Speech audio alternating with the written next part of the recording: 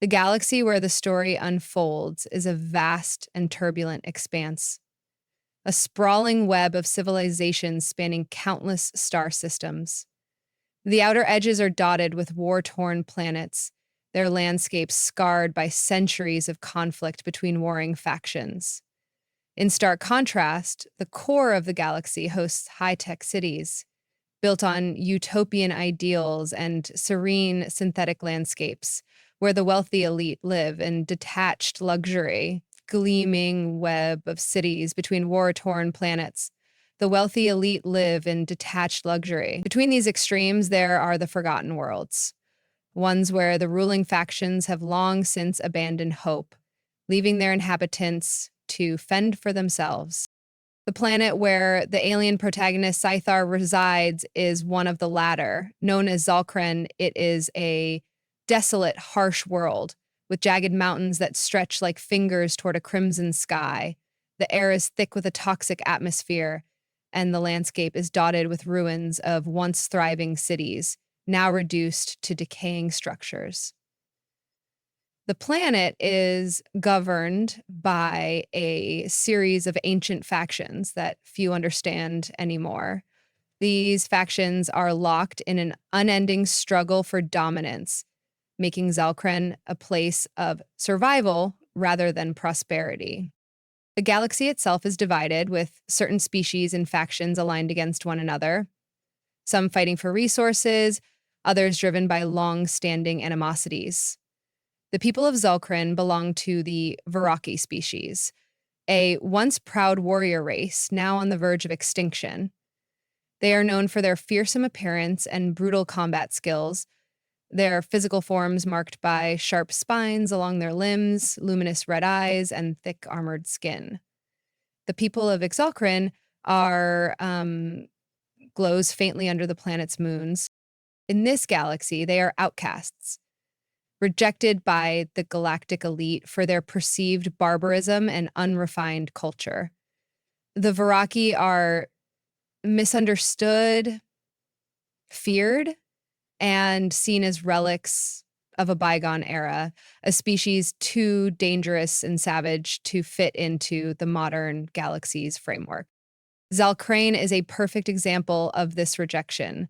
Once a thriving center of galactic power, now reduced to a forgotten world where its inhabitants survive as mercenaries or outcasts. Only the most desperate or unlucky venture here. Her name is Sithar, and she stands as both a symbol of power and tragedy. Her appearance is striking and terrifying to those who don't understand her kind. Her skin is dark purple, almost black, and covered with fine, sharp spines that ripple along her back and arms, like the crest of a prehistoric beast.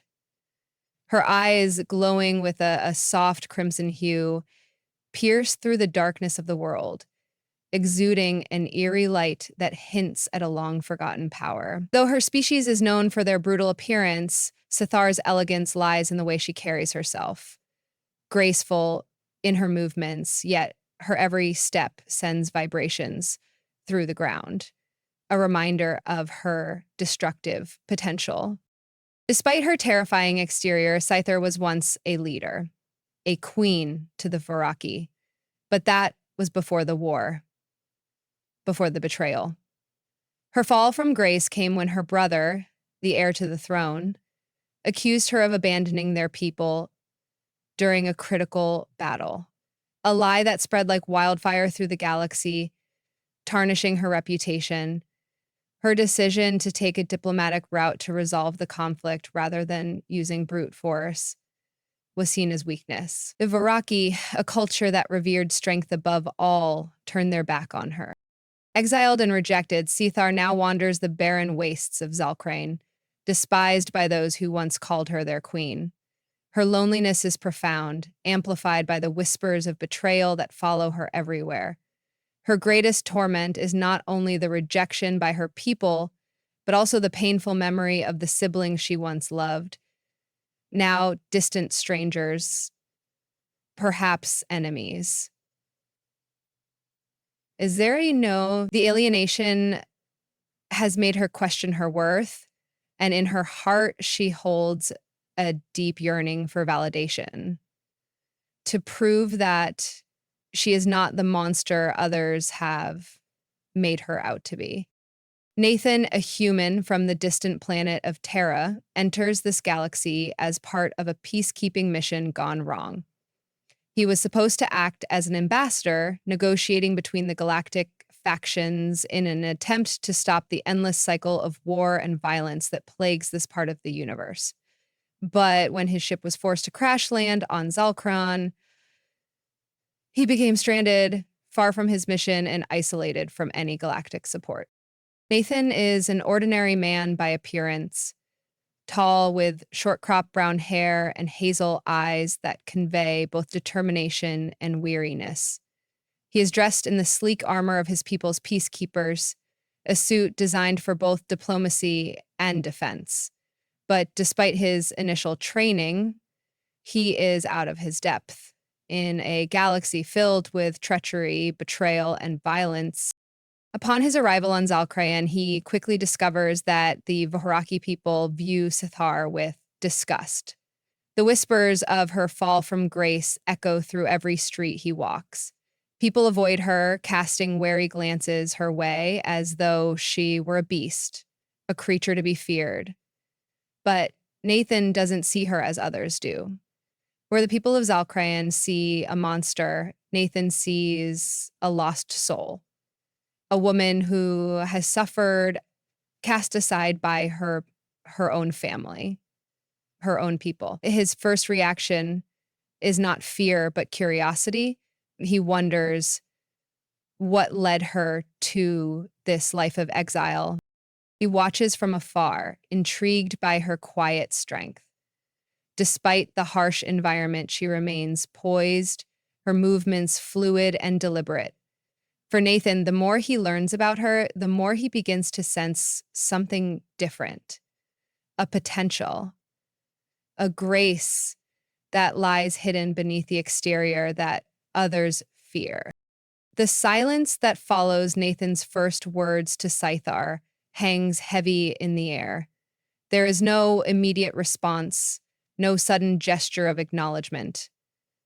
Instead, Scythar remains still, her posture rigid, as though expecting him to lash out, to condemn her. But Nathan doesn't. He simply stands there, watching her, his eyes filled with quiet curiosity. Scythar turns her gaze toward him, her red eyes gleaming under the dim light of the desolate city around them. She seems to be studying him, as if trying to gauge his intentions. For a moment, their worlds are worlds apart. And Nathan shifts uncomfortably. The weight of his words feels like a lifetime, but he presses forward. Leaving. Why do they call you a monster? He asks softly, unsure if she will even answer. The question is more to himself than to her. You're not a monster. The man with the dread cries one more time. You're not a monster, she whispers back. Her lips curl into a half smile, but there is no joy in it. Only bitter resignation. You don't know what you're saying, human. Her voice is low, but there is a sharpness to it that speaks of pain. They saw me as their queen, their leader. But when I chose peace over war, when I chose mercy over bloodshed, they saw me as weak. I was their symbol of strength, their beacon of victory. And now I am nothing but a shadow. Nathan is taken aback. He had expected arrogance or anger from the fallen queen, but instead, what he sees is vulnerability, raw, painful vulnerability. I didn't choose to be this way, Scythar continues, her voice growing quieter. I didn't choose to lose everything. My people, they abandoned me, cast me out for a decision they did not understand. Now I am their monster. There's a tremor in her voice, and Nathan suddenly realizes that Beneath her fierce exterior lies a soul, battered and bruised by betrayal. He feels a deep pang of empathy, an instinctual pull to protect her. In silence, Nathan weeps over her, his trembling voice rising in protest. He steps closer, his gaze softening. I understand. I've been there too. I've been an outsider. I've been the one who didn't fit in. He pauses, and for the first time, he truly looks at her, really looks. But you're not a monster, not in any way I can see. Sithar's expression softens. It's a fleeting moment, one she quickly tries to hide behind her cold mask, but Nathan catches it. It's enough to plant a seed of hope in him. He doesn't fully understand her pain, but he understands rejection. He understands loneliness. And in that understanding, he begins to see the woman beneath the queen, beneath the monster, the woman who has been broken but not destroyed. Ew. They stand in silence for a long while, the only sound being the distant, haunting winds that sweep through the ruins of Zalcrane. Despite their growing connection, the tension in the galaxy continues to rise. News of Nathan's encounter with Sithar spreads quickly across Zalcren, reaching the ears of the Viraki, a people bound by the ancient codes of honor and pride. To them, the idea of a human speaking with the exiled queen is anathema. The galaxy, after all, has no place for weakness, especially when it comes to those like Sithar. Sithar is still regarded as a pariah, an outcast. She is not just a queen who lost her throne. She is the embodiment of failure. In the eyes of her people, she is the ultimate disgrace. And one evening, as the two of them sit in a ruined courtyard, the sound of approaching footsteps catches their attention. Nathan looks up, sensing the danger long before he sees it. Sithar's eyes narrow as a group of Viraki warriors emerges from the shadows, their spiny forms casting long, menacing shadows against the cracked walls. "Been watching you," one of them growls, his voice filled with disdain. "You, a human, daring to associate with her? The traitor. Do you not know the danger you're in?" Nathan stands, his muscles tensing in preparation for a confrontation. He instinctively moves in front of Sithar, shielding her with his body. Nathan, I don't care about your old codes," Nathan says, his voice steady. "She's not your traitor. She's not your monster. You don't get to decide what she is anymore." The Voraki warriors exchange looks of contempt. One of them steps forward, his spine's bristling with aggression. "You're too naive to understand the consequences of defying our ways. She is a disgrace, and so are you for standing with her." Sethar's gaze hardens, her fists clench, her body tensing as she prepares for the inevitable fight. But Nathan stops her with a quiet word. And then she looks at Nathaniel. "Not like this," he says, his eyes meeting hers. "You don't have to fight. I'll handle this." But his moods are like Nona's, literally, and not in the most thinking sense of the word. Evans hasn't despite the tension in the air, the conflict here isn't just physical, it's emotional. Nathan's words are a quiet rebellion against everything the Vohoriki stand for. He is choosing to stand with the creature they called a monster, a woman they had cast aside. In the heat of this tension, Nathan's internal struggle becomes clear. He is caught between two worlds: his loyalty to his people, to his mission, and his growing connection with Sithar. the very one his people see as a failure. If he stands by her, if he chooses to defend her, he risks everything, his own safety, his career, his life. The stakes are higher than ever. But in his heart, he knows there is no turning back. Thar, too, faces her own internal battle. For so long, she has hidden behind a mask of anger, bitterness, and resignation. But Nathan's unwavering support has begun to chip away at that facade. She begins to feel something she hasn't felt in years: hope. But with that hope comes a deep fear. What if she's not worthy of this kindness? What if her people are right and she is nothing but a monster? The bond between them grows stronger with each passing day, but the dangers surrounding them increase with equal force. The galaxy may reject her, but Nathan's belief in her begins to show her that maybe she isn't as broken as she thought. And in that shared vulnerability, they both begin to see each other not as opposites, human and alien, monster and queen, but as equals, both scarred by the world, capable of change. The oppressive silence of the darkened corridors of the Varaki Citadel echoes the tension building in the air. Nathan and Sithar move swiftly through the shadows, avoiding the patrols of armed guards, their footsteps barely a whisper on the cold stone floors. Outside, the night is full of stars, but the danger within the Citadel feels much more immediate. The galaxy's authorities have made their move. Sithar, once the queen, now stands accused of betrayal, a threat to the galaxy's fragile peace. The Varaki are relentless. Their belief that she must be eradicated for the good of their world, leading to a manhunt that now reaches every corner of the galaxy. Sithar has become a symbol of fear, and the authorities will stop at nothing to capture or destroy her. As they reach a secluded corner of the Citadel, a hologram flickers to life in front of them, revealing the cold face of the High Chancellor. His voice crackles through the transmission, his words laced with disdain.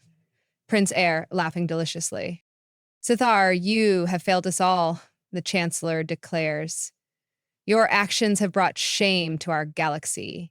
You, a creature, no, a monster, must be silenced. Your destruction is imminent. Nathan stands at her side, eyes narrowed in anger, but he doesn't flinch. He has already made his choice. He's not going to abandon her. He can't.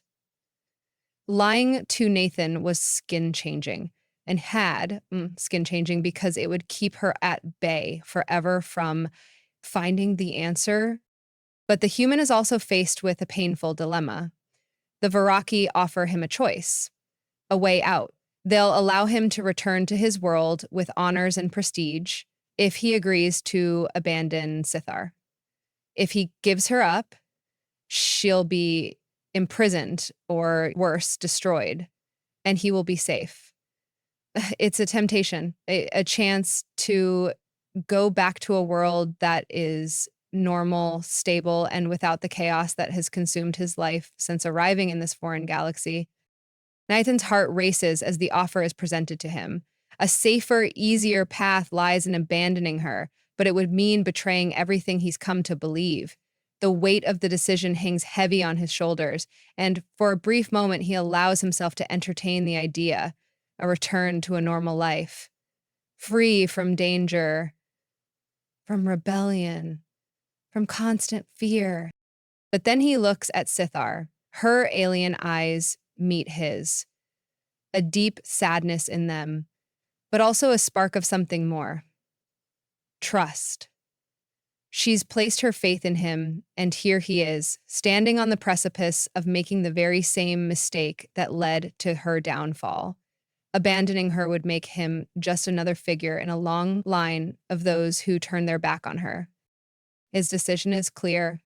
Before he can answer, the Varaki's offer, the sound of heavy footsteps echoes through the hallway. The guards have found them. The Varaki soldiers emerge from the shadows, weapons drawn, faces twisted in contempt. You are too late, the High Chancellor's voice filters through again. The galaxy's justice will be done.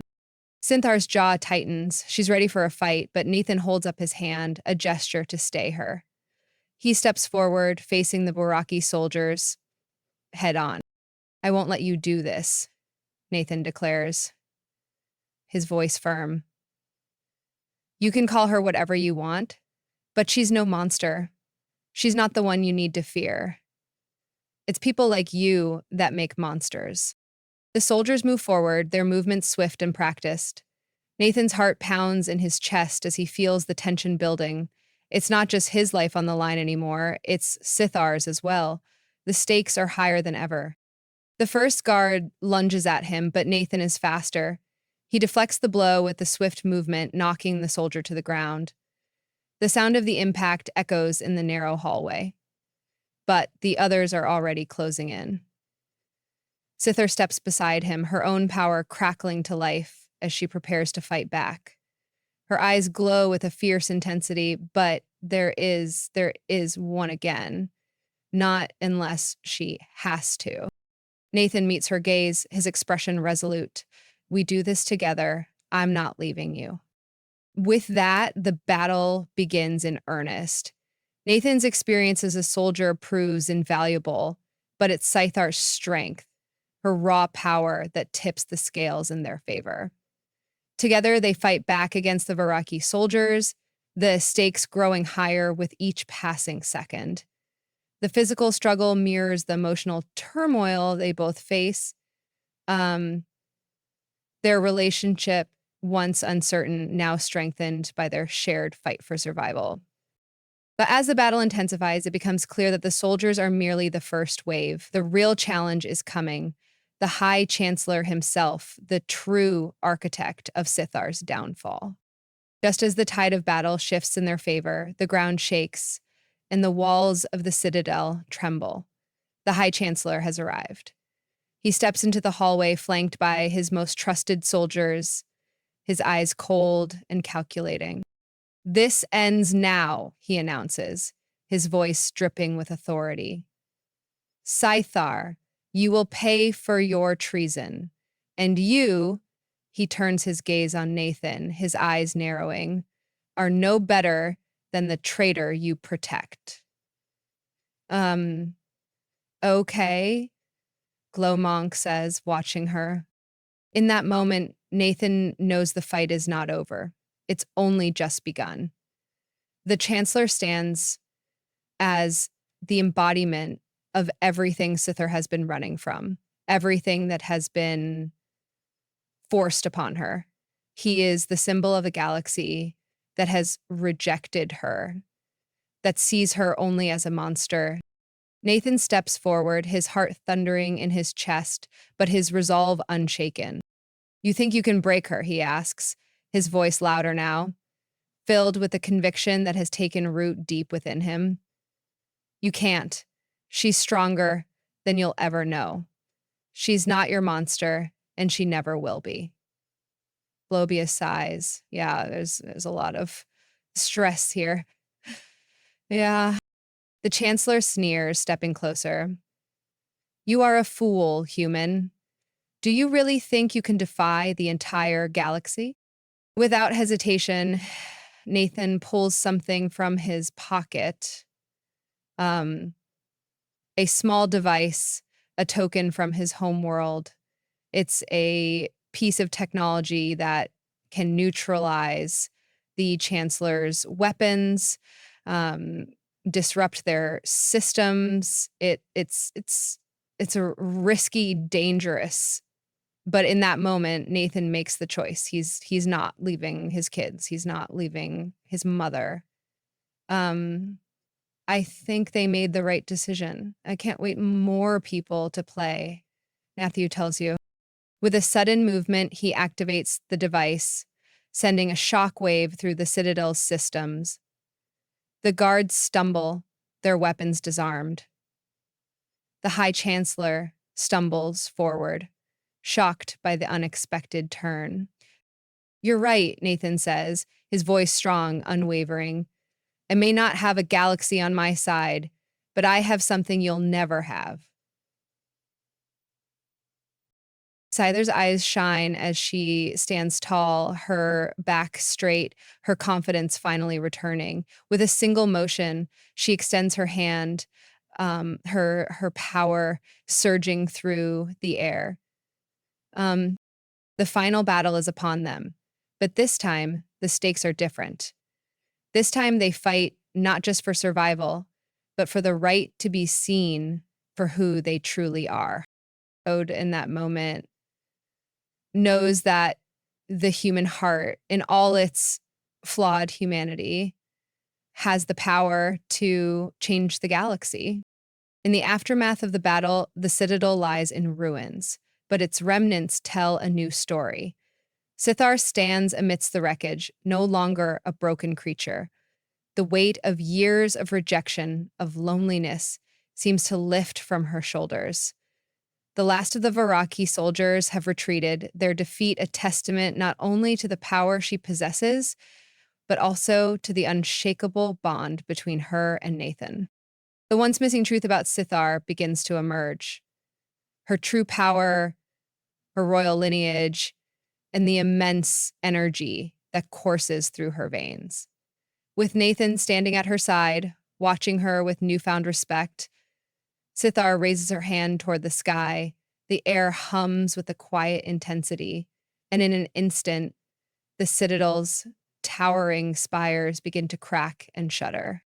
Force that had been dormant for centuries surges within her, an ancient power tied to her bloodline. She's no longer just an outcast, a creature.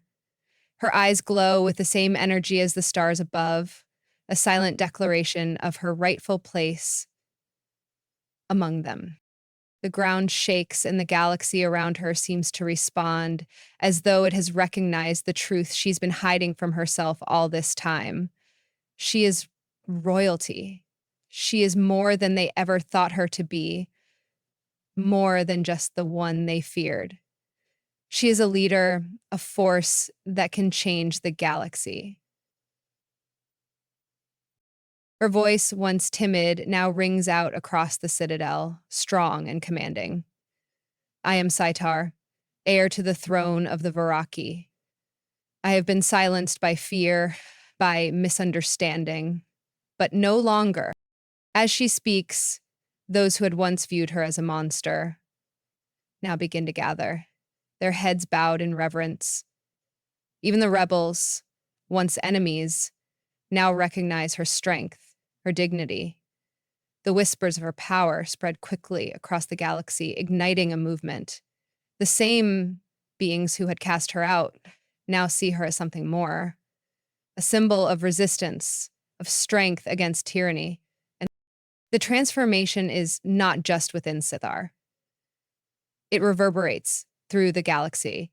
The Varaki, once bound by their fear and prejudice, begin to reconsider their beliefs.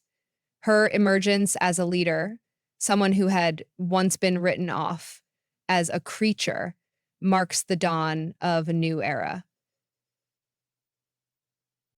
Across the galaxy, the societal view of Sithar begins to shift. No longer seen as the pariah, she becomes a symbol of resilience. The High Chancellor, humiliated and defeated, retreats, his influence crumbling.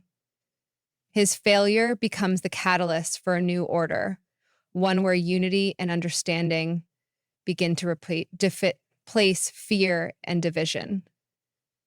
News of Sithar's victory spreads like wildfire. The galactic factions, once divided, now start to seek peace. People who once feared her begin to stand with her, drawn by the clarity of her vision, the strength she now exudes. Her transformation is not just physical, it is symbolic, a beacon of hope in a galaxy torn apart by prejudice and war. But it is Nathan's influence that has truly sparked this change. His unwavering support, his Understanding Sithar as a being with her own complexities and humanity has inspired others to do the same. As the dust settles and the first signs of peace begin to take root, Nathan stands by Sithar's side, his heart full of something he never expected. What began as an accidental meeting, one filled with tension and fear, has grown into something profound. The human has undergone a transformation of his own. He came to this galaxy thinking he knew what to expect. He had his biases, his assumptions about the alien world and its people. But Sithar, the outcast, the creature, changed all of that. At first, Nathan had been drawn to her, not out of pity, but out of curiosity. There was something about her that intrigued him. But over time, he had come to see her for what she truly was. Not a monster, not a freak, but a woman of incredible strength, capable of love, of kindness, of leadership. He had learned to see past his own preconceived notions, to challenge the very idea of what made someone worthy. As they stand together, overlooking the galaxy they have both fought for, Nathan turns to Sithar. His heart beats a little faster as he finds himself saying what he had never fully acknowledged before. "You were never a creature, Sithar," he says quietly, his voice filled with emotion. "You've always been more than that. I—" He hesitates, unsure if he can find the words to convey all that he feels. "I'm not leaving you. Not now. Not ever." Sithar, her once guarded eyes now softened with understanding, gazes at him, her lips curving into a small, sincere smile. "And I will not turn away from you, Nathan. You were the only one who saw me for who I truly am. For that, I will be eternally grateful." Her hand gently reaches for his, and in that touch, there is no longer any distance between them. The galaxy had rejected her, but in Nathan's eyes, she is a queen, a force to be reckoned with, a being who has found her place in the universe, not as an outcast, but as a leader. As they stand together, the emotional weight of everything they've gone through is palpable. There's a raw honesty in Nathan's words, and Sithar's response is filled with gratitude, as though she's finally able to acknowledge her own worth, not just to him, but to herself. "I never thought I'd have a chance to be more than a shadow," Sithar admits, her voice trembling with emotion. "I thought I was destined to live in the dark, feared and rejected by everyone. But you changed that." Um, Nathan's eyes soften as he takes her hand. "No, you changed that, Sithar. You had it in you all along. I just helped you see it." "Hmm?" The gathering in the galaxy needs someone to fan the flames. Sithar looks up at the stars, a hint of hope in her eyes. As they stand side by side, the weight of their shared journey hangs between them like an unspoken promise. Their relationship, forged through struggle and trust, has transformed them both. What started as an alliance out of necessity has become something deeper. Something beautiful. "Of course I will, if you want me to. If by showing up you mean letting me, you will," Jay says and hands her a letter from Mr. Burke. The galaxy, once divided and ruled by fear, now has a new hope. A hope that came from understanding, from empathy, and from the willingness to see others for who they truly are. And with Nathan by her side, Sithar knows that the future of the galaxy is hers to shape. Together, they will lead the way into a new era, one where differences are embraced, and strength is measured not by power, but by the compassion to see the humanity in others. As the camera pans out, the galaxy unfolds in front of them, a vast expanse of stars and worlds waiting to be discovered. Nathan and Sithar stand united, ready to face the challenges ahead, not as enemies or outcasts, but as partners. Two souls who found each other in the unlikeliest of places. The final shot is of them hand in hand, looking out toward the horizon together, ready to embrace whatever the future holds.